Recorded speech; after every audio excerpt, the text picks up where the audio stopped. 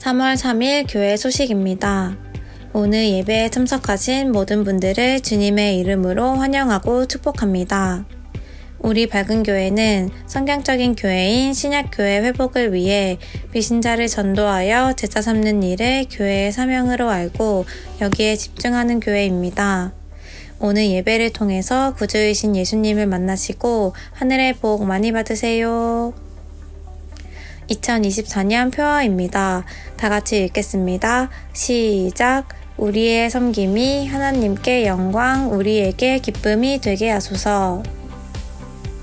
정교인 가정 신방 신청을 받습니다. 신방 신청은 2월 25일에서 3월 10일까지 있고 신방 기간은 3월 1일에서 6월 30일입니다. 대상은 정교인이고 신청 방법은 목자 목녀에게 해주시면 됩니다. 담당은 각 조장입니다. 4분의 1분기 재직회가 있습니다. 시간은 오늘 2부 예배 직후이고 주제는 재정보고 및 부채 청산권입니다. 장소는 1층 예배실이고 담당은 이한수 목자님입니다. 삼공부 인도자 모임이 있습니다. 시간은 오늘 오후 1시 30분이고 장소는 VIP룸입니다. 담당은 최병기 목자님입니다. 수요 선교 예배가 있습니다. 시간은 3월 13일 수요일 저녁 8시고 강사는 권영광 목사님입니다. 담당 목장은 은혜 목장이고 담당은 주기철 목사님입니다. 예배 회복이 신앙의 회복입니다. 주일 연합 예배 느헤미야서 강해사 새로운 시작 영적 재건 수요 예배 동행하시는 성령님 6 간증이 있는 찬양 예배 설교 동영상을 보며 말씀의 삶을 살려고 노력합니다. 설교 동영상으로 VIP와 결석한 목원들을 섬깁니다. 돕는 기도 부탁드립니다. 교회를 섬기는 모든 팀장과 팀원들에게 지혜와 능력을 부어주셔서 섬김의 열매가 있도록 도와주시옵소서. 목자 목녀와 함께 목장을 세워갈 동역자인 목원들이 평신도 세미나에 참여하도록 은혜를 내려주시옵소서. 교회의 모든 환우들의 질병을 치료하여 주시옵소서. 교회 부채를 청산할 수 있는 은혜를 부어주시옵소서. 다음 세대를 세울 수 있는 지혜와 능력을 부어주시옵소서. 정교인 가정신방에 놀라운 은혜를 내려주시옵소서. 교회 청소 섬김 목장입니다. 3월 2일에는 작은교회 목장, 3월 9일에는 선한 목장이 섬겨주시겠습니다.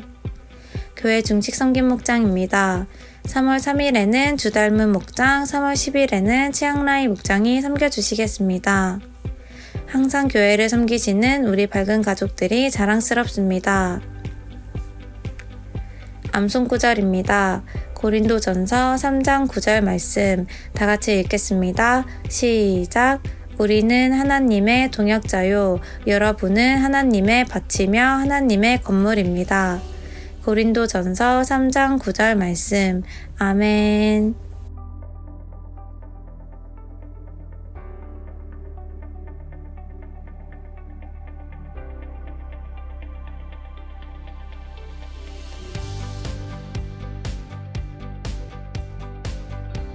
이번 한 주간도 주님 안에서 승리하세요. 감사합니다.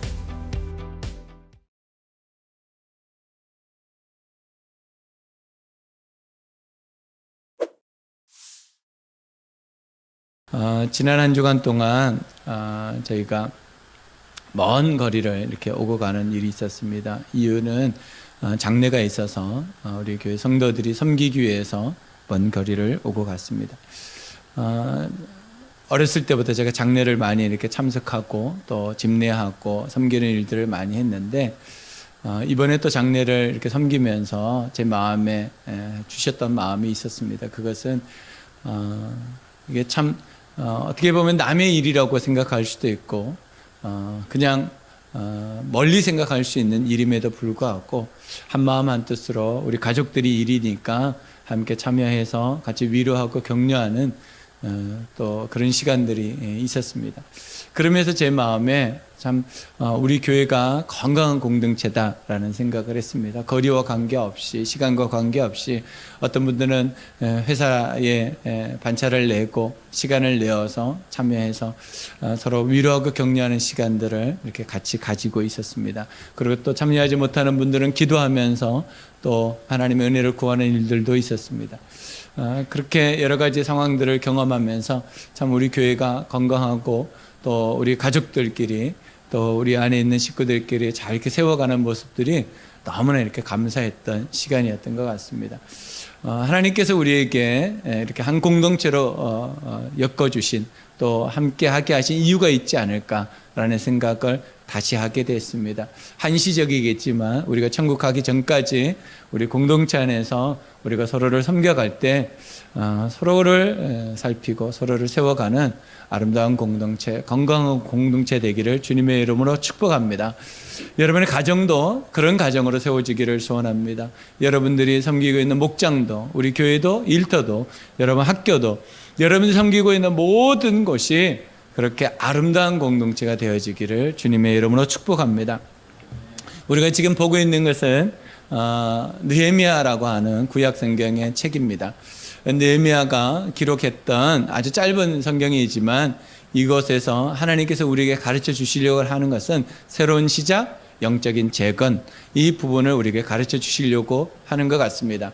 느헤미야가 예루살렘으로 온 이유는 예루살렘 소식을 들었을 때 성벽이 무너져 있고 문이 빠져 있고 또 그것으로 인해서 성 안에 있는 사람이 괴로움을 당하고 이스라엘 백성들이 고통을 당하고 있다는 소식을 듣고 참 그 수치와 모멸감을 어떻게 하면 내가 도와줄 수 있을까라고 느헤미야에게 하나님의 마음을 주신 거예요. 다른 사람들도 많이 알고 있었지만 특별히 느헤미야라고 하는 사람에게 하나님께서 마음을 주셨습니다.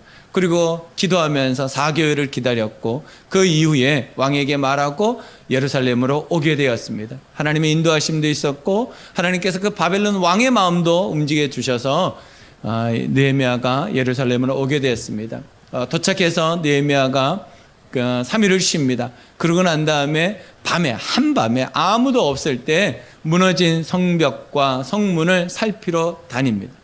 그리고 그 현실과 처지를 알게 되고 그 다음에 제사장들과 유력자들을 만납니다. 그리고 부탁합니다. 우리가 다시 예루살렘 성벽을 재건하고 성문을 달고 하나님께서 주시는 은혜 가운데 우리 민족이 다시 시작했으면 좋겠다라고 했을 때 그들이 느헤미야에게 간증을 듣고 다 동의하고 한마음 한뜻으로 성벽과 성문을 재건합니다. 오늘 1절부터 32절까지 나오는 이야기는 순서대로 이렇게 기록되어 있지만 사실은 동시다발적으로 성문과 성벽이 세워집니다. 그래서 70년 동안 누구도 손을 대지 않았던 성벽과 성문이 52일 만에, 단 52일 만에 다 수축이 되어집니다. 52일 만에 되어질 일들을 70년 동안 누구도 손을 대지 않은 것. 우리가 하나님 앞에 살아갈 때 이게 될까 계산만 하고 있으면 절대로 안 됩니다. 하나님 앞에 결단하고 한 걸음 한 걸음 앞으로 나아가면 주님께서 도와주시고 그 일을 만들어 가십니다. 10개의 문이 있습니다. 느헤미야가 여러분들이 보시기에 저쪽 좌측에 있는 위쪽에 있는 양문으로부터 시작해서 시계 반대 방향으로 문들이 수축되기 시작합니다. 그래서 52일 만에 성벽과 성문이 완전히 재건되고 수축이 됩니다. 그리고 하나님께 올려드립니다. 하나님께서 느헤미야를 통하여서 이스라엘 백성들을 축복하시고 그 다음 있었던 일이 에스라를 통해서 말씀을 이스라엘 백성들에게 전해주십니다.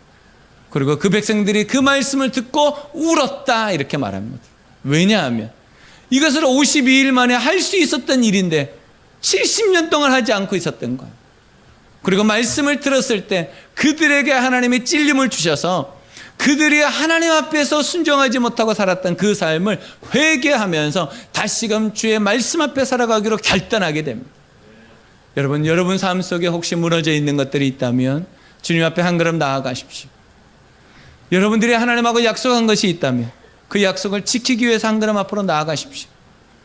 언제 벌써 3월이 되었는지 시간이 너무나 빨리 지나가고 있습니다. 24년도를 시작하면서 하나님께 약속했던 거 있지 않습니까? 주님, 제가 올 한 해 이걸 한번 쌓아보겠습니다. 이렇게 살아보겠습니다. 이렇게 하겠습니다. 저렇게 하겠습니다. 했던 그 약속들을 다시 한번 여러분 하나님 앞에 기도하며 살아보면 어떨까요? 하나님께서 그 삶을 우리에게 요구하시는 것 같습니다. 단 52일 만에 누구도 생각하지 못했던 성벽과 성문이 재건되었습니다. 여러분들이 생각하는 것보다 짧은 시간 내에 여러분 삶이 재건될 겁니다. 회복될 겁니다. 하나님께서 도와주실 것입니다. 결단하면 됩니다. 여러분들이 하나님 앞으로 한 걸음 앞으로 나아가면 주님이 도와주십니다. 여러분들이 생각하고 계산만 하고 있으면 절대로 되어질 수 없습니다. 수많은 사람들이 이걸 어떻게 이 많은 돌들과 나무를 어디서 구해? 못해. 계산만 했습니다. 근데 하나님께서 느헤미야를 통하여서 또 바벨론 왕을 통하여서 필요한 모든 것들을 공급하시고 하나님께서 수많은 사람들을 통해서 합력해서 선을 이루고 결국에는 예루살렘 성벽이 성문이 완성되었던 것입니다. 여러분, 우리가 하나님 앞에서 살아가는 삶은 주님 앞에 순종하며 나아갈 때 이루어 가십니다. 우리가 가만히 있다고 해서 이루어지는 것이 아닙니다. 제 말씀 앞에 여러분들이 약속한 것들, 결정한 것들을 한 걸음 한 걸음 앞으로 나아가시면 주님께서 가장 멋있게 만들어 가실 것입니다. 저는 소원합니다. 우리 성도들이 소원하고 있고 기도하고 있는 또 하나님 앞에서 응답받기를 원하는 모든 것들이 이루어지기를 소원합니다. 그러려면 주님 앞에 우리가 한 걸음 앞으로 나아가야 됩니다. 그리고 그분 말씀 앞에 순종하는 삶을 살아가야 합니다. 여러분 삶 속에 이 하늘의 복을 누리시기를 주님의 이름으로 축복합니다. 오늘 주제입니다. 건강한 공동체는 천국이다. 건강한 공동체는 천국이다. 시작. 건강한 공동체는 천국입니다. 이 세상에서 가장 건강한 공동체가 어디에 있습니까? 여러분 한번 생각해 보십시오. 아, 여기는 진짜 건강한 공동체 같아. 근데 그 공동체가 얼마 가지 못합니다. 역사가 그것을 말해주고 있습니다. 야, 우리나라가 가장 좋은 나라야 했던 나라들이 다 없어졌습니다. 그리고 새로운 나라가 다 세워졌습니다. 아무리 오래 가도 1000년입니다. 1000년이 지나면 공동체는 없어집니다. 그리고 새로운 공동체가 세워집니다. 여러분, 여러분의 가정을 행복하게 만들기 위해서 얼마나 여러분 노력하십니까? 그런데 바람 잘 날이 없다는 것을 우리가 경험하고 있잖아요. 내 인생을 한번 하나님 앞에서 멋지게 살아보려고 하는데 내 마음대로 안 된다는 걸 우리가 경험하고 있잖아요. 진짜 건강한 공동체는 어딘가? 천국입니다. 우리는 그 천국을 바라보고 나아가는 것입니다. 그래서 천국과 같은 공동체를 만들어보자. 그래서 하나님께서 이루어 놓으신 것이 교회입니다. 그래서 교회는 무엇에 대한 그림자냐면 천국에 대한 그림자입니다. 교회를 통해서 우리가 뭘 경험해야 되냐면 천국을 경험해야 됩니다. 그래서 우리가 어떻게 천국을 이루어가는가? 중심이 분명해야 됩니다. 그것은 예수 그리스도를 중심으로 해서 살아갈 때 천국이 이루어집니다. 사람 중심 되면 큰일 납니다. 그리스도를 중심으로 해서 모두 다 합력해서 함께 갈 때 건강한 공동체, 곧 천국이 이루어지는 것입니다. 우리는 그래서 교회의 주인을 예수님이라고 말합니다.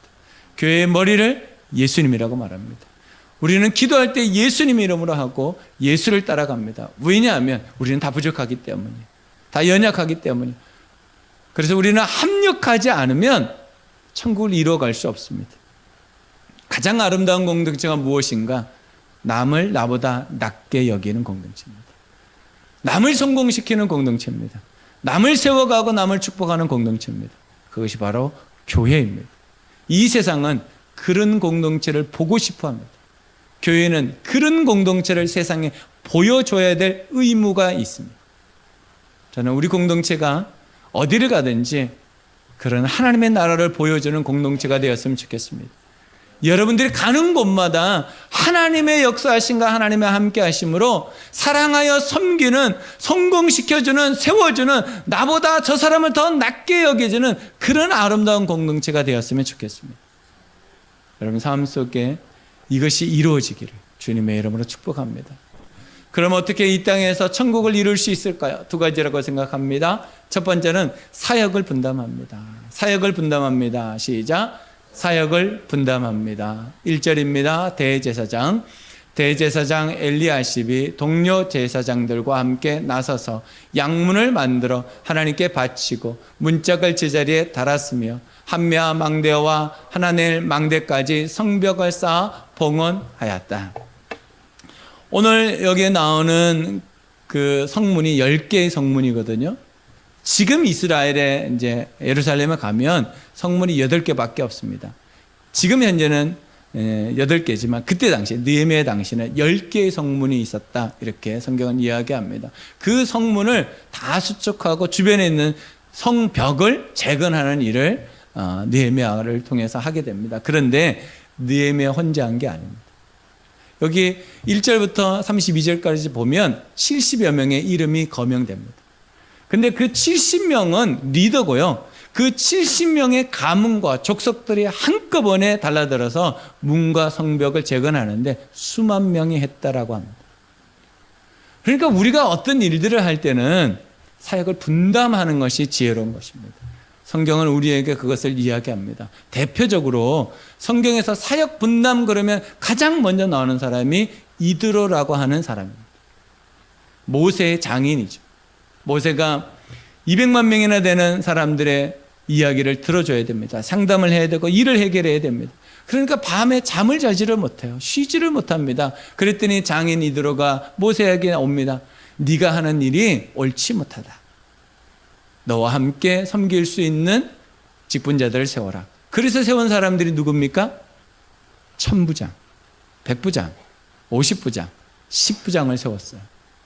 그래서 함께 동역하게 됐습니다. 사역을 분담했습니다. 그 이후로 더 많은 사람들의 혜택을 받고 더 많은 일들을 하게 되었다라고 얘기합니다. 예수님이 12제자를 세웠습니다. 12제자를 세워서 예수님께서 전도하러 보내십니다. 예수님 혼자 전도하지 않으셨어요. 12제자를 2명씩 짝지어서 보냅니다. 70문도를 보냅니다. 500의 형제가 있었습니다. 예수님 혼자서 사역하신 것이 아니란 거예요. 함께 했습니다. 우리가 사도행전을 보면 사도들만 일합니까? 아닙니다. 7 집사가 있습니다. 세워졌습니다. 또 그들만 합니까? 아닙니다. 또 일꾼들이 있습니다. 함께 했습니다. 그래서 우리는 사역을 분담해서 해야 합니다. 하나님은 그것을 좋아하시고 그것을 원하십니다. 그래서 여러분, 우리 교회 안에는 수많은 사역자들이 있습니다. 그냥 저 혼자서 어떤 일들을 해가는 것이 아니고 함께 사역합니다. 분담해서 동역하는 것입니다.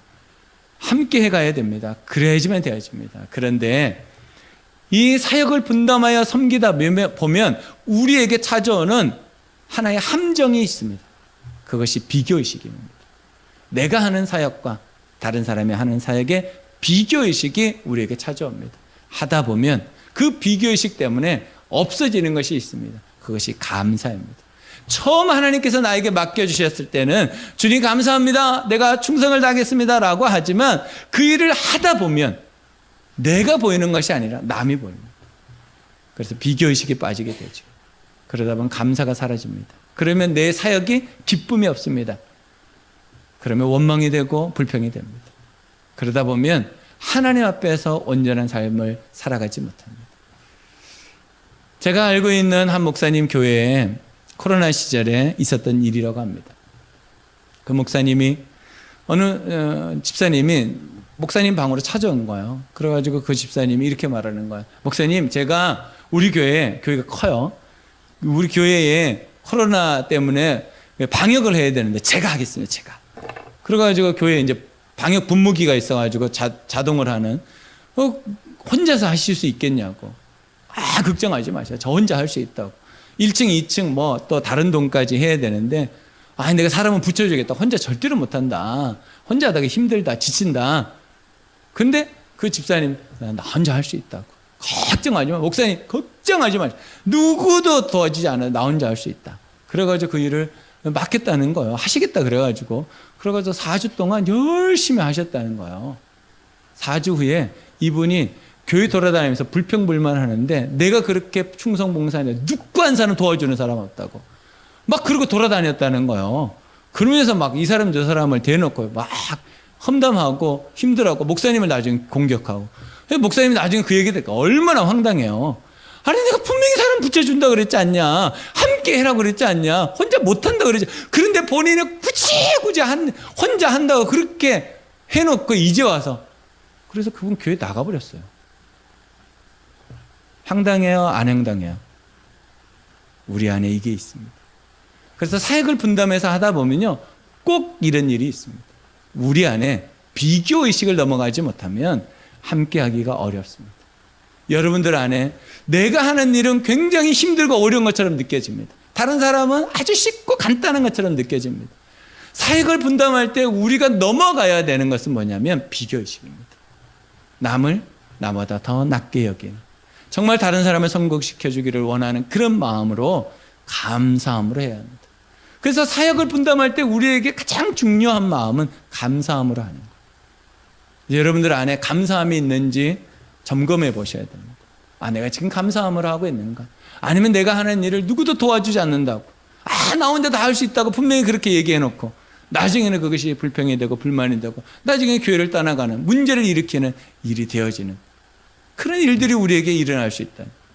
비교의식을 넘어가셔야 됩니다. 감사로 바꾸셔야 됩니다. 그리고 남을 나보다 더 낮게 여기고 성공시켜 주려고 하는 마음으로 섬겨가셔야 됩니다. 그럴 때 하나님께서 우리에게 복을 주시고 여러분을 통해서 하나님의 놀라운 열매를 주신다는 것을 믿으시기 바랍니다. 우리가 함께 사역을 합니다. 혼자서 할 수 없어요. 그렇기 때문에 서로를 격려하고 축복하면서 함께 해가는 사역 분담의 복을 여러분 누리시기를 주님의 이름으로 축복합니다. 두 번째는 리더 중심으로 사역합니다. 리더 중심으로 사역합니다. 2절과 3절입니다. 그 다음은 여리고 사람들이 쌓았고 또 그 다음은 이므리의 아들인 삭굴이 쌓았다. 물고기 문은 하스나의 자손이 세웠다. 문틀을 얹고 문짝을 달고 빗장과 빗짝 둔태를 만들어 달았다. 여기 이름이 나오는 사람은 리더입니다. 리더들이 중심이 되어서 일들을 해가는 것입니다. 하나님께서는 우리에게 리더 중심으로 교회를 섬기고 사역하라고 말씀하셨습니다. 그래야지 건강해집니다. 가정 안에도 리더가 있습니다. 목장 안에도 리더가 있습니다. 교회도 리더가 있습니다. 여러분이 일터에 가도 리더가 있습니다. 리더가 없는 것은 없습니다. 이런 가끔씩 뉴스에 보면 컨트롤 타워 이런 말을 듣죠. 그게 뭡니까? 리더가 있어야 된다는, 누군가가 관리해주고 종합해서 조율해주는 사람이 있어야 된다. 그것이 없으면 결국에 함께 열심히 해놓고 함께 무너집니다. 여러분 리더가 있어야 됩니다. 어디를 가든지 나를 따르라 하는 사람, 그 사람이 있어야 됩니다. 그래야지 바르게 세워집니다. 그러지 않으면 중구난방 하다 보면 배가 어디로 가요? 산으로 가요. 이게 제일 좋은 예화죠. 리더가 없으면 배가 산으로 갑니다. 하나님 그런 공동체를 원하지 않으십니다. 그래서 교회의 리더를 누구라고 말씀하셨죠? 예수님이라고 말씀하신 거예요. 그래서 우리는 예수님 앞에 순종하면서 가는 겁니다. 그러니까 기도하는 거예요. 근데 그것을 누구에게 위임해 주셨냐면 담임 목사한테 위임해 주신 거예요. 저 혼자 사역할 수 없으니까 우리 목자 목녀님하고 같이 동역하기 위해서 위임을 해드린 거예요. 여러분이 담임이 아닙니다. 이 착각을 많이 하시는 것 같아요. 나는 우리 목장의 담임이야가 아니고 위임해 드린 거예요. 그러니까 함께 동역하지 않으면 안 됩니다. 그래서 우리가 잘 아는, 이름만 말하면 아는 교회인데 그 교회 목자님이, 담임 목사님도 실수하신 거지. 그 목자한테 얘기 안 하고 목원을 맞는 거예요. 그래가지고 이 목자님이 기분이 나빠가지고 목사님한테 따지러 간 거예요. 그래가지고 이분이 결국에는 교회를 나가버렸어. 참 이거 황당한 일인데 서로 조심하고 서로 살피는 일은 필요합니다. 그러나 담임과 위임에 대한 이해가 분명하지 않으면 그거는 리더 중심의 교회가 아닙니다. 우리가 이것을 너무나 많이 들었음에도 불구하고 리더 중심이 되지 않으면 결국에는 모든 공동체는 무너지게 되어 있습니다. 여러분들 안에 여러분 가정의 리더가 누굽니까? 돈 많이 버는 사람이 리더인가요? 목소리 센 사람이 리더인가요? 누가 리더입니까? 섬기는 사람은 리더입니다. 섬기는 사람. 그래서 가장은 섬기는 사람이 되어야 됩니다. 목소리 내고 내 마음대로 휘두르고 그거 안 됩니다. 섬기는 사람이 되어야 됩니다. 그래서 우리가 그것을 보여주는 거예요, 목장에서. 그래서 누가 제일 많이 섬겨요? 목자 목녀님이 섬기잖아요. 그잖아요. 그걸 보여주는 거야. 그 리더는 섬기는 사람이야. 그 예수님께서 이 땅에 오셔서 하신 말씀이 뭐라고 말씀하셔요? 내가 섬김을 받으러 온 것이 아니라 섬기러 왔다. 그게 리더예요. 종의 리더십. 우리는 그것을 닮아서 그 일을 해보자는 거예요. 그것이 신약교회였고, 신약교회는 그래서 건강해졌고, 그 건강한 교회가 세상을 변화시켰고, 수많은 사람들 교회 안으로 들어올 수 있었다는 거예요. 여러분, 공동체가 리더 중심이 되지 않으면 결국엔 무너집니다. 그래서 사단은 공동체에서 누구를 공격하냐면 리더를 공격합니다. 결국에는 무너집니다. 하나님이 원하시는 아름다운 공동체, 건강한 공동체는 리더 중심이 되는 거예요. 느헤미야가 중심을 딱 잡고 52일 만에 성벽과 성문을 수축하도록 돕습니다. 느헤미야 말에 모두 순종하고 한 마음으로 한 방향으로 나아가서 결국에는 누구도 이루지 못했던 70년 동안 누구도 손대지 못했던 예루살렘 성벽과 성문이 수축되고 완성되었던 것입니다. 여러분, 우리가 어떻게 살아가야 합니까? 예수 중심으로 살아가야 됩니다. 교회에서 리더 중심으로 해가야 됩니다. 그래야지면 됩니다. 근데 의문이 있을 수 있습니다. 리더가 여러분보다 똑똑하지 못할 수 있습니다. 리더가 여러분보다 못할 수도 있습니다. 그럼에도 불구하고 리더를 세워줄 때 건강한 공동체가 됩니다. 그러지 않으면 나 잘났다 너 잘났다 하기 시작하면 공동체는 무너집니다. 가정에 문제 있는 가정들을 보면 리더가 너무 많은 거예요. 말이 많으면, 거기서 주장이 많으면 결국에는 화목한 가정은 이루어질 수 없습니다. 그래서 하나님께서는 리더를 세우시고 교회를 이끌어 가시는 것입니다. 여러분께서 그런 마음을 가지고 하나님 앞에서 건강한 공동체, 그게 천국이라는 그 지향점을 바라보고 우리의 영원한 리더이신 하나님을 바라보고 예수님을 바라보고 성령님과 동행하면서 아름다운 공동체, 건강한 공동체를 이루어가면 하나님께서 우리에게 주시는 복이 있다는 것. 저는 그 복을 여러분들이 누리셨으면 좋겠습니다. 공동체가 건강해야 여러분도 건강합니다. 건강한 공동체는 요람에서 무덤을 지나 천국까지입니다. 같이 읽어볼까요? 건강한 공동체는 요람에서 무덤을 지나 천국까지입니다.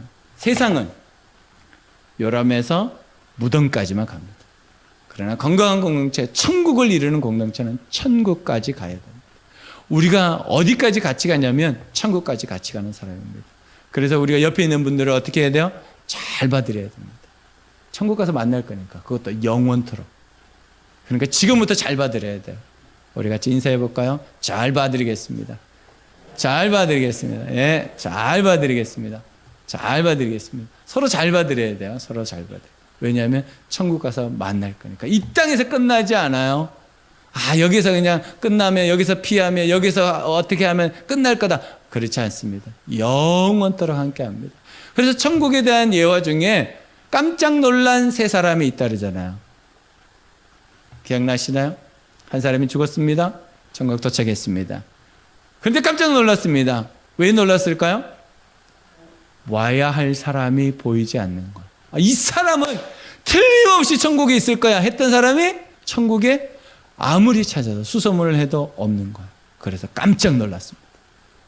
두 번째 놀랐습니다. 왜 놀랐을까요? 이 사람만은 절대로 천국에 안 올 것이라고 확신했는데 그 사람이 딱 있는 거예요. 깜짝 놀랐습니다. 세 번째로 놀랐습니다. 왜 놀랐을까요? 내가 와 있는 거예요. 내가 천국에 와 있는 거예요. 그걸 보고 놀랐다는 거예요. 여러분, 우리가 건강한 공동체, 천국의 아름다운 모습을 이루어가는데 이것이 이 땅에서만 끝나는 것이 아니라 영원한 천국까지 이어집니다.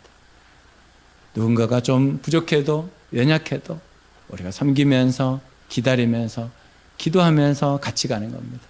그럴 때 건강한 공동체가 되어집니다. 가정도 그래야 되고 일터도 그래야 되고 목장도 그래야 되고 교회도 그래야 됩니다.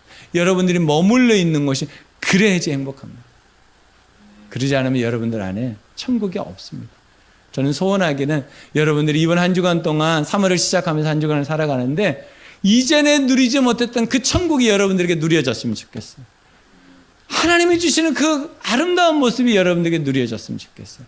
그러려면 함께 해야 됩니다. 그리고 리더 중심으로 해야 됩니다. 그래야지 그 공동체가 더 건강해지고 더 온전해지고 하나님이 원하는 방향으로 나아갑니다. 여러분들 안에 이 천국을 누리시기를 주님의 이름으로 축복합니다. 기도하겠습니다.